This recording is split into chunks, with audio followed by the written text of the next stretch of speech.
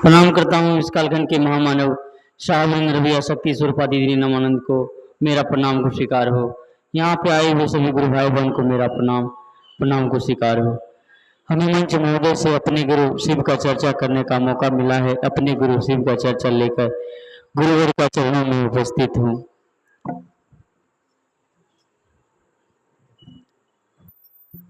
देखिए, जिस महादेव को बाबा के रूप में हम लोग पूजा करते हुए सदियों से चले आ रहे हैं, और उस महादेव से जो हम लोग को परिणाम मिलना चाहिए वो मिल भी रहा है। जो परिणाम लेने लायक है वो परिणाम मिल भी रहा है। उनको सदियों से उन पर जल अर्पित करते आना, उनके बाबा के रूप में संबंध स्थापित सदियों से हुआ है, और आज भी उनको भोला बाबा कहते हैं। यानी साहब कभी कभी पंक्ति बोला करते थे कि चंदा मामा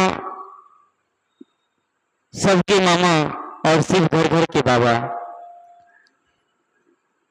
तो इनको बाबा के रूप में तो सब चीज इनसे ले ही रहे हैं। हवा इनका, पानी इनका, हम इन्हीं का, हम सभी इन्हीं का नहीं है। हम लोग 5 तत्व से बने हुए थे, इन्हीं का है ना। वो उस इस धरती पर लाने वाली तो वही है।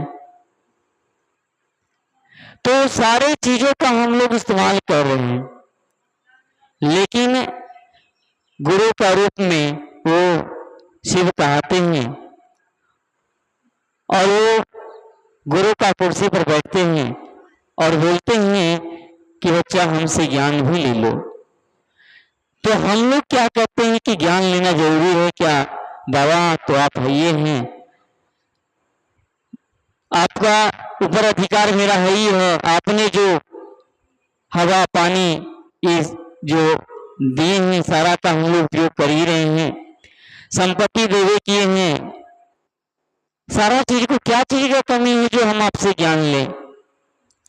जान लीजिए, ज्ञानवान भी तो है हैं, शिक्षित हैं, पढ़े लिखे विद्वान तो है। तो एक चीज जान लीजिए कि लौकिक ज्ञान और आध्यात्मिक ज्ञान में अंतर होता है। लौकिक ज्ञान तो आप पढ़ के धन वैभव संपत्ति अर्जित कर लिए, लेकिन यदि आध्यात्मिक ज्ञान नहीं रहेगा तो जीवन नहीं जी पाइएगा, संभव ही नहीं है। आज देखिए ना, कितने बड़े बड़े डॉक्टर, कितने बड़े बड़े साइंटिस्ट, सबकी माँ कहाँ है? वृद्धाश्रम में है। और बहुत एहसान से बोलता है कि मेरी माँ वृद्धाश्रम में सेवा के लिए दे दिए। बताइए, आप उसका खून का जन्म लिए हुए हैं, आप सेवा बढ़िया से नहीं कर पाए हैं अपनी माँ को, तो वृद्धाश्रम में जिनके भरोसे दे रखे हैं वो तो दूसरा का बेटा है, दिखाने के लिए वही कर देगा, क्योंकि सरकार से भी बैलेंस कुछ आएगा और कुछ और लोग भी देगा उनको बैलेंस, जो वृद्धाश्रम चलाने वाले हैं, और भी तो कोई देगा। तो इस कारण क्या है आज हम लोग माँ बाप को वृद्धाश्रम में भेज रहे हैं? कारण क्या है? उस बच्चा की दोष नहीं है, दोष है उसकी माता पिता को, क्योंकि वो ऐसा संस्कार ही नहीं दिया। जब उनको बोला जाता था कि शिव को अपना गुरु बना लीजिए, तो बोलता हम तो अपने ज्ञानवान हैं, हम तो औरों को चढ़ाने चलते हैं, आप दो नाला हारमोनियम और झाल लेके झूठों करते रहते हैं, हम तो प्रसाद अगरबत्ती या फूल बेलपत्र चढ़ाते हैं जी, हमसे बड़ा भक्त कौन है? अच्छा, एक चीज बताइए, महादेव आपके साथ आ तो नहीं पाएंगे क्योंकि हम लोग उतना समर्थवान नहीं है। साहब थे तो साहब ने उस जमीन पर उतारा।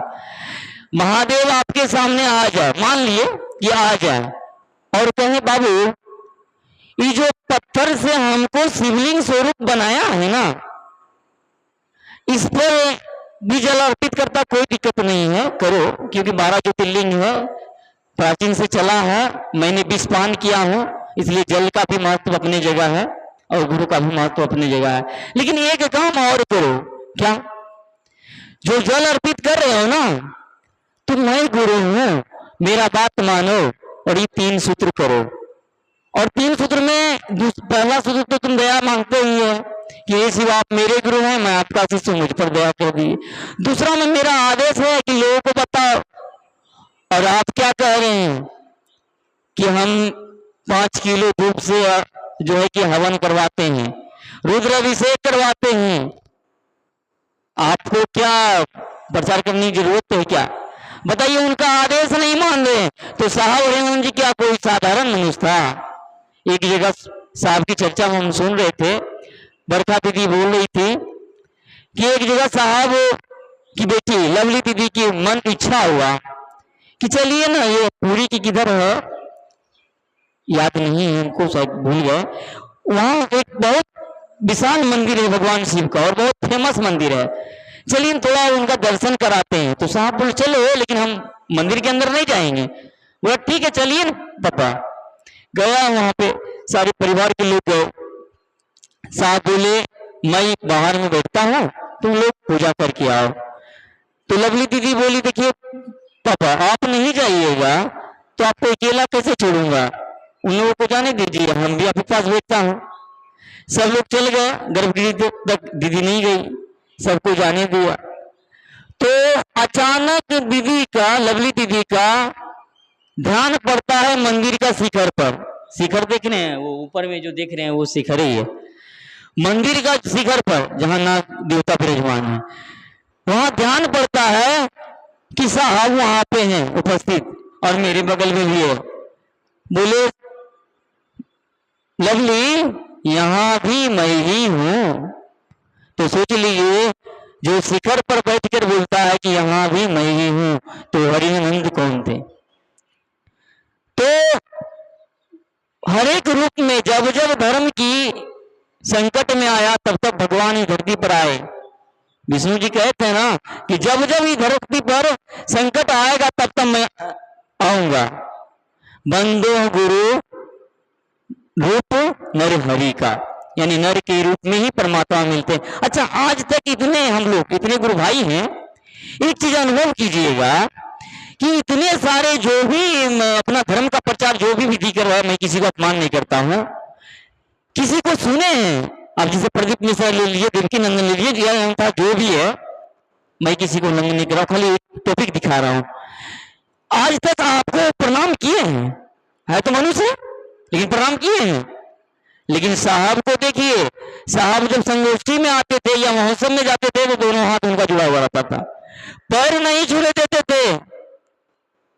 तो महान संत तो वो हैं जी कि शरीर में आके माल खजाना कमाने के लिए आपको ब्राह्मण कुल या कुछ में जन्म हो गया, उसके चक्कर में जो है हम लोग खुद धर्म का शोषण में पड़ रहे हैं, है ना, और दर्द भी निवारण नहीं हो जा रहा।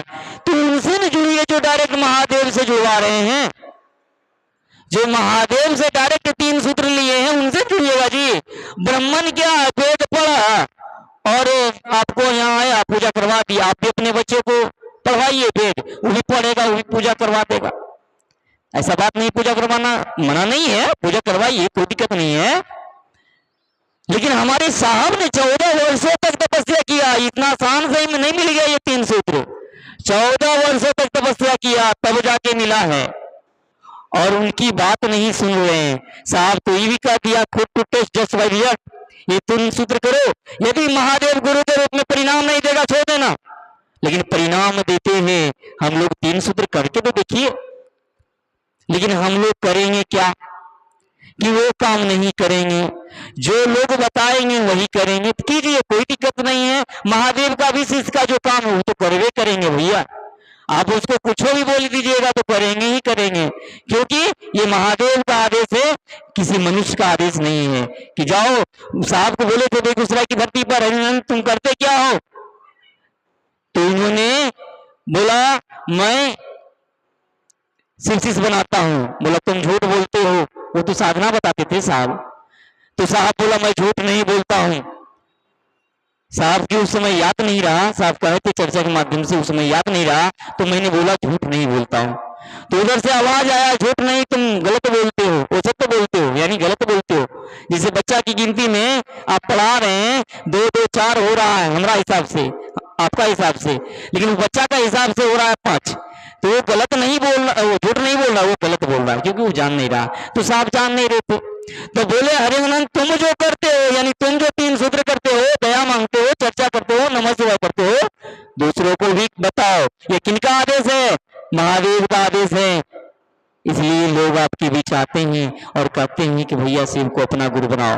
और देखिए, यदि हम लोग शिव का शिष्य हैं तो उन पर एहसान नहीं कर रहे हैं। यदि हम लोग 3 सूत्र बताने जा रहे हैं तो महादेव पर एहसान नहीं कर रहे हैं।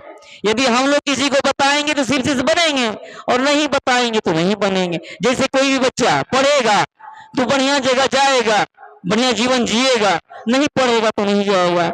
इसलिए हम लोग से विनती होगा कि आप लोग शिव शिष्य बनिए, जो भी नहीं बने हैं, और जो शिव शिष्य बने हैं न मर्यादा देखिए, न इज्जत देखिए, न प्रतिष्ठा देखिए, क्योंकि महादेव का आदेश देखिए। ये 3 सूत्र को बताने का काम कीजिए। क्या दिक्कत है? अगर महादेव के लिए दांत सुन जाएंगे तो क्या हो जाएगा उससे? हम भी चर्चा करते हैं, कभी कभी ऐसा जगह फंस जाते हैं, ऐसा नास्तिक लोगों से फंस जाते हैं कि हमको परेशानी होता, फिर भी कोई दिक्कत नहीं है, दोनों हाथ जोड़ लेते, भैया आपको नहीं मानना नहीं मानना। एक बार तो ये भी हुआ, मेरा एक दुकान है, उसमें हम अपने साहब का फोटो रखे हुए हैं।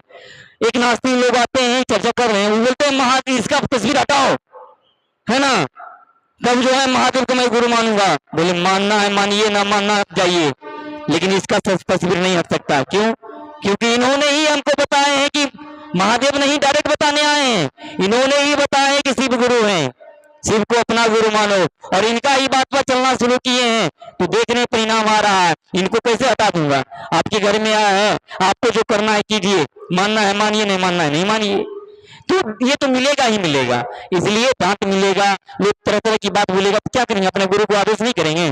करेंगे, क्योंकि महादेव के लिए सब चीज सुनेंगे। अच्छा बताइए, दीदी नीलमानंद का क्या चीज कमी था?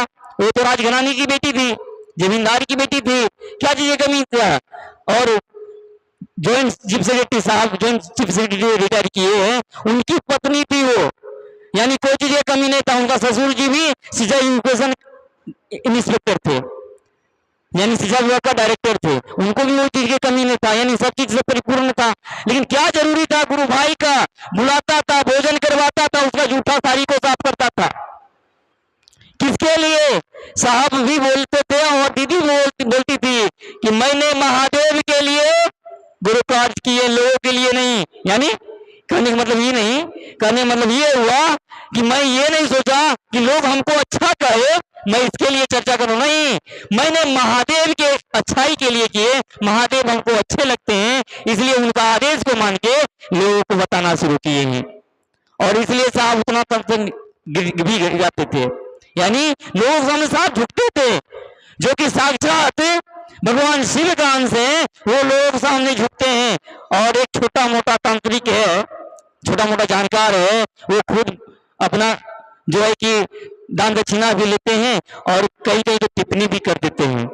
इसलिए ऐसा हम लोग को नहीं करना है। हम लोग महादेव का शिष्य हैं, हम लोग को घबराना नहीं है, 3 सूत्र को पकड़ते रहना है।